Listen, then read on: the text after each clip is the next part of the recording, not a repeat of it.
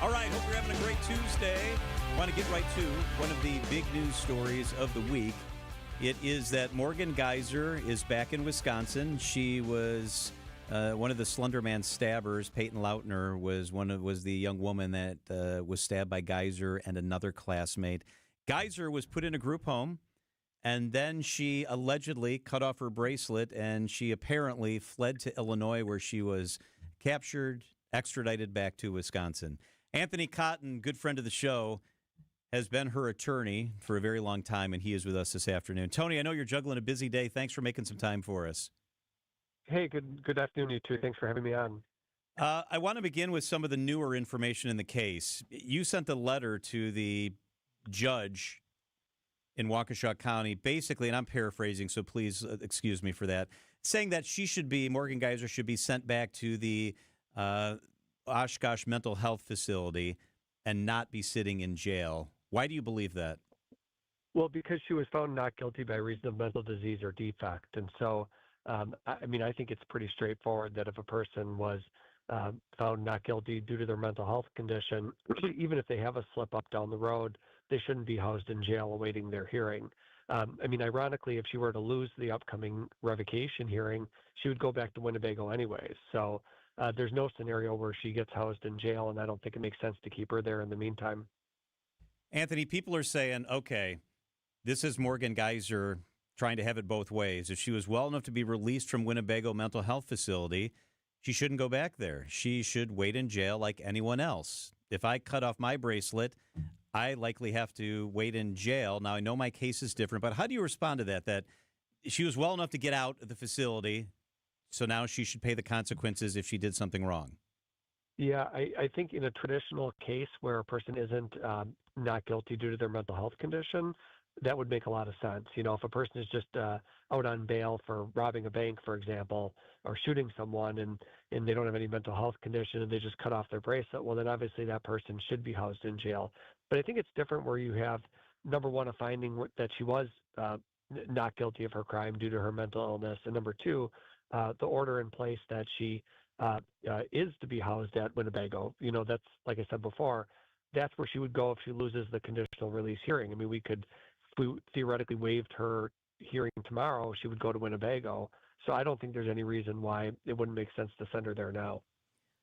But she was no longer in Winnebago because, as you had some doctors testify to, that she no longer has schizophrenia. So Clearly what just happened didn't work. So again, John says you can't have it both ways. She no longer has schizophrenia. So why would she go back to the mental health institution? Well, I don't know where she'll end up going. At this point, it's up to the judge whether he approves my request to house her in Winnebago while we're awaiting the final hearing.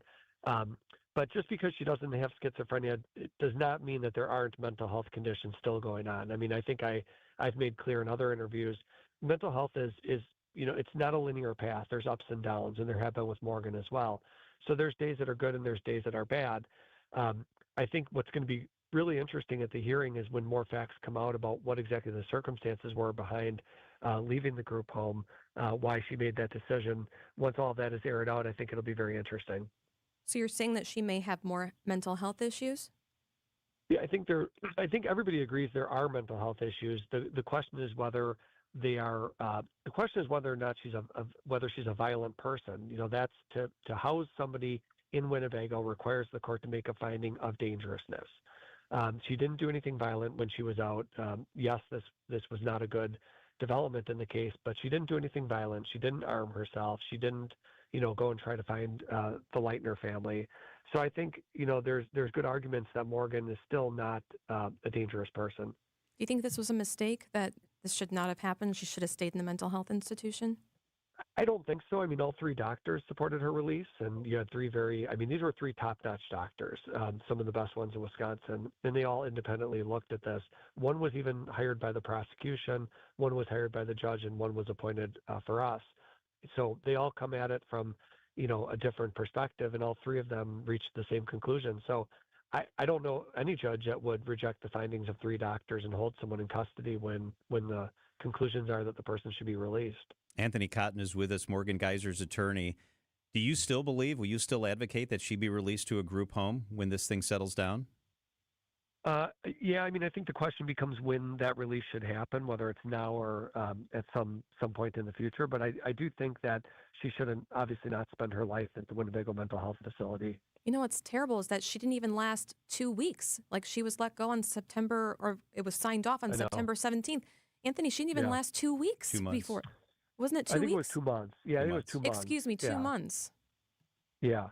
No, it was not an ideal situation, and obviously, I think before I pass judgment on what happened, it's important for me to gather all the information that I can gather about why she did this. Okay, Anthony, you know her better than the rest of us. Why do you think she did this? I don't have a good answer for you right now. I mean, that's something that we'll have to discuss, and I think that having her evaluated and examined by doctors will be, like I said before, mental health can have its ups and downs. There can be people that, like Morgan, who make a poor decision that's not well thought out, and she's paying the consequences for that. You brought up Peyton Lautner. I find myself thinking about her a lot and thinking about her family. And when she was released, Morgan, I always take the dad's perspective, and I know you're a parent too. Yeah. How scary that would be for me, that this young woman, and she was just a girl when this crime occurred, how scared I would be if the offender was released. Do you think about Peyton's family? Do you think Morgan thinks about Peyton's family? I really can't speak. I mean, I know Morgan has expressed her condolences in the past. I think about them all the time. I have a great deal of empathy towards them. I'd say I spend an equal amount of time thinking about them as I do Morgan. And it's horrible what happened to them. I've never once diminished that. That's true. That's absolutely true. The one thing that you did say when she was going to be released was that you were worried about something like this happening, where there's outside influences, like the person that was even trying to sell the Slenderman package of her drawings on Facebook when she was still, into mental health institution.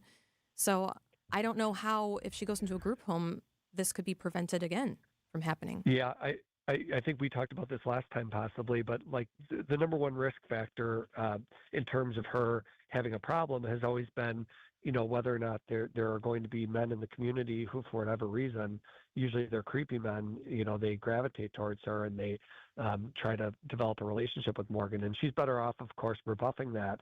But when you've spent your adolescent years in a mental health facility and you haven't formed the same kind of adolescent experiences that kids have in middle school and high school, there's a lot of work to be done there. And I think working on relationships is going to be something to focus on in the future. When do you expect that you will see her? I think I'll see her later this week and again next week is my guess. Felony criminal charges are possible if it's discovered that she cut off the mandated electronic tracking device. Should she face felony charges?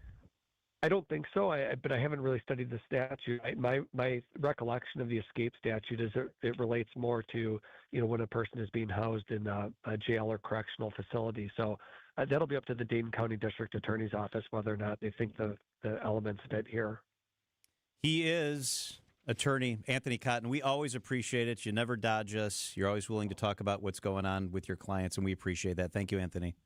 Yeah, sorry I couldn't be in the studios. Have a good day. Yeah, thank you.